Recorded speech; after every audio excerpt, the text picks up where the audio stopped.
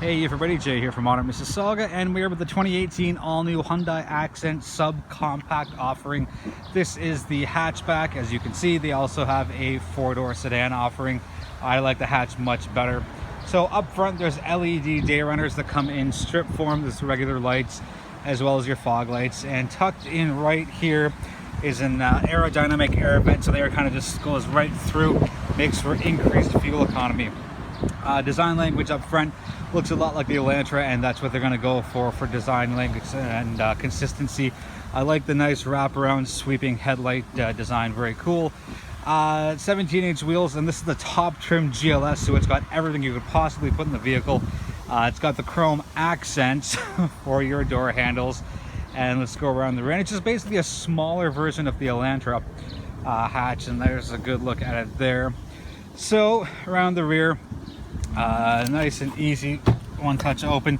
So it's on hydraulics, but it doesn't open up on its own. So Hyundai says class leading trunk space at 616 liters. I know how they did that because, as you can see right here, put my hand there for reference, about half my arm, a little less than half, goes into the trunk. So the way they managed to squeeze in all that extra cargo space is by making it deeper. And there's a really good look at where the top line sits, and just how far. So there's a better look. My whole hand fits in there. So very smart by Hyundai. 60-40 split seats for the rear as well. Get a little more space. I'm going to guess a little over 1,000 for total cargo space all in all. Your backup camera tucked in right there. Let's give that a little wipe. Got a little dirty. And yeah, so let's go around the passenger side. Again, the same thing as the driver's side, just a different look at it, with a little bit of some shadows and some sun in there. Overall, I really like the design of the new Accent. It looks very, very sharp. It looks more expensive than it is, and we'll get into pricing in a little later on in the video. But there's chrome accents surrounding the fog lights, and there's more chrome accents on the inside as well. So with that, we'll be right back with an inside look at the 2018 all-new Hyundai Accent. Taking a look at the rear of the 2018 all-new Hyundai Accent. Your seats are a combination of cloth and leatherettes. Again, accents all over the place, not only on the outside for the door handles, but on the inside for the trim of the seats. And there's some there. There's some cool red stitching, red accents on the seats, red accents on the steering wheel for stitching. So good consistency there. Rear seat, you fit two people in there pretty comfortably. That poor person in the third seat, which is the middle seat, not all that great for comfort, but hey, you know what? It's a subcompact car. That's just how it's going to be. I have a guitar case in here just to show you the total width of it. There's a better look at it right there. And we'll take a quick look up front. This is actually a manual transmission top trim vehicle, which is kind of a unicorn option for me. You don't see these very often. So there's a good look at the front. Let's just close up the rear door and jump in. There's a better look at the front right there. There's some more red accents. I like the way Hyundai's done that overall. Actually here, one thing the car doesn't have is power seats. And you know what? Who cares? Does not matter to me one bit. So that gets you going up and down. That obviously is your seat recline and forward. And underneath there is your forwards, backwards of the seat cushion. So push button start. Oh, car's out, keys outside of the car. Hang on a sec, guys. Sorry about that. It's in my jacket. Let's try that again. Close the door. There we go. Much better. So let's start with the easy stuff, like the air conditioning, because it's a little on the hot side for me. Bring it down to low. Get rid of that. Put it right there. Air conditioning, good. And what I've loved about, oops, get rid of the sound there. What I've always loved about Hyundai and Kia and Genesis vehicles on the newer side, this is just so well laid out. No guessing, clear buttons, dials, just again, there's no guesswork. And it's one of my favorite interior layouts as far as the center console goes. So well done, Hyundai and Kia and Genesis. So heated seats come with this top trim model. Heated steering wheel, your USB, your auxiliary, and your 12-volt and a little storage cubby right there. This is also, it looks pretty boring. It's like, hey Jake, it's got two dials and a small screen, big deal. Yes, I agree with you, big deal. However, what I've always also liked about the Hyundai family, let me turn that down a bit, it's a little windy in here, is that when you pull the wipers on, we'll do that right now, it tells you exactly what you're doing. So intermittent, low, and you get the high, and that's going pretty quick. Anyways, just I've always liked that. And same thing, put that off. Again, there's no guesswork, so I'm going to turn that right there at the end, and that tells me if my rear wiper is on high, low, or off. So it's such a small thing. It's such a small thing, but it's so handy. There's no, oh, am I on intermittent, am I on low, and you can obviously pick your speeds with your intermittent as well. Nice clean design layout as far as the dashboard goes. Love it. Great. Fuel economy is registered at 7.3 for the manual, 7.4 for the auto. I've done 310 kilometers, just about 309.9, and I'm at 6.8. And a lot of my driving has been city driving, so it's done very well. And we'll get to this in the driving portion. There's not a lot of guts to the car underneath your right foot. Simply put, it's 1.6 liter engine, 4 cylinders, 130 horse, 119 pound-feet of torque, 6-speed manual, which is right there. I'll get to that in a sec. Or a 6-speed automatic. The automatic is not a CVT, thank goodness. As great as something CVTs are, I'm not a big fan of them. I want to feel the gears being run through up and down. So, again, not a lot of power, but you don't need a lot of power. It's a subcompact car. You know, you're not going to be racing and running around turns. There's plenty of power to get up to speed on the highway and get out of kind of not compromising situations, but if you have to make an emergency maneuver to get out of the way of something, you know, you have the power underneath your right foot to do it. It's not as strong as some of its competitors, but you know what? Who cares? Think of what you're buying. The price point's $19,849. You get all sorts of stuff in there.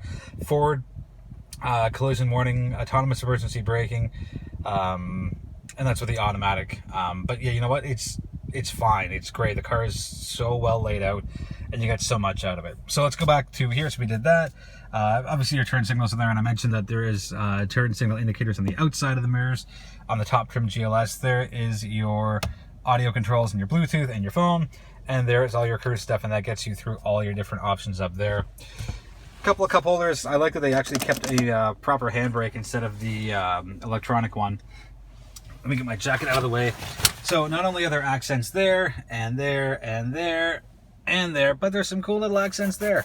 You know, I like it, as well as on the side here. They've done a really good job of dressing up a subcompact car and making it look and feel a little more expensive than it actually is. Let me get to the shift knob. Shifter, the whole thing. It's a really nice shift knob. You know, I was expecting just something bland, you know, without this nice silver accent. Actually, it's a really nice shift knob. I was expecting something kind of low budgetish, but you know, surprise, surprise, Hyundai, look what you did. You gave a subcompact car a really nice shift knob, and the gear shifts are so smooth. They're great. Everything just runs into place, and like I said, it's not a powerhouse vehicle. You only have 119 pound-feet of torque, but whatever. The car gets you to where you're going. It does it relatively, I wouldn't say fast, but it does it efficiently. You don't need to run and gun it off the line in this car. You want that, go for the Elantra Sport, or go for a Stinger, go for anything else. But for the price point of $19,849 for the manual, or a tiny bit more, $21,099 for the automatic, you really can't lose. And I would suggest getting the top trim GLS. Don't waste your time with the other, I think there's three other lower offerings here. Starts at, I think, 14.5, I think. Yeah, for about 14.5, 14,599 for the base manual, 17,349 for the base automatic. Spend a little bit of extra money and get your heated seats, get your heated steering wheel, get your Android Auto or your Apple CarPlay. One thing to note, there is no navigation in the car because it's got the option for Apple CarPlay or Android Auto. So just hook up your phone and you're all set. This is a 7-inch screen. The other lower models get a 5-inch screen. I can't even imagine how small that would be. Probably just blocked off the ends here. I think they should have just kept the 7-inch screen in all around for consistency. Like, yes, I understand why they didn't, but like, it's just easier. And anyways, I've gone on about that before, and I won't go on about it again. There are, as a segue, nice silver accents here and here and there as well. So the car is full of all sorts of cool little accenty pieces that I really, really like. Gas tank holds 45 liters of regular fuel. I think that wraps up the inside. I'm not going to take too long on the car.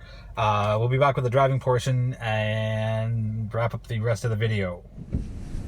All right, we're back with the in-car portion for the 2018 all-new Hyundai Elantra. Again, we're on the top trim GLS. So this has everything you could possibly get for a little over $19,000. We've been to the outside, been to the inside. The transmission is really smooth shifting, which is impressive considering it's a subcompact car. Usually you get, some rough around the edges and not quite smooth shifts out of it, but I've been pleasantly surprised. The transmission is just, it's very, for lack of a better word, it's very smooth. The gears move easily from one to another. There's a weird thing up at the top here that tells you when to shift, and I've never really liked those all that much. But hey, you know what? Whatever. As far as cornering and handling goes, it's a subcompact car. Keep your expectations in check, and you will not be disappointed at all with the vehicle. Is it a little noisy? Yeah, but it's a subcompact car. Just keep in mind what the car is before you start making weird judgments, if that's what you're doing. And it's not going to be the quietest car out there by far. It's definitely not. But for what it is and for the price point, it's incredible value.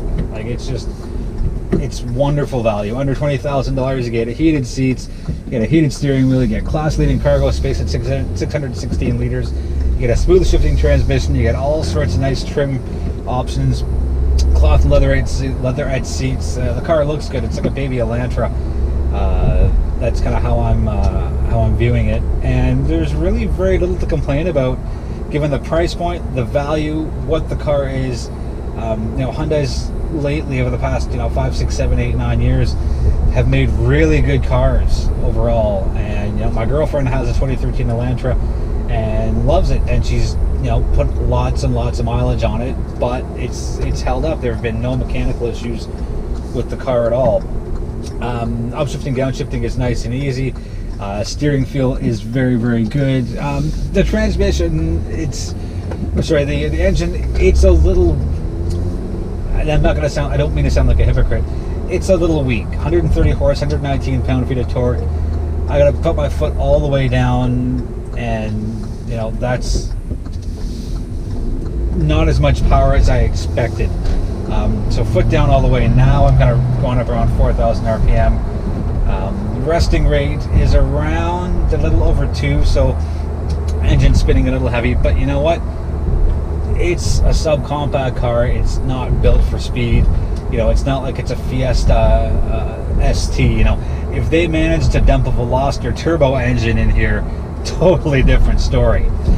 But overall, I'm very, very happy with the car. I'm just going to pull over so I can stop the camera because we're wrapping up.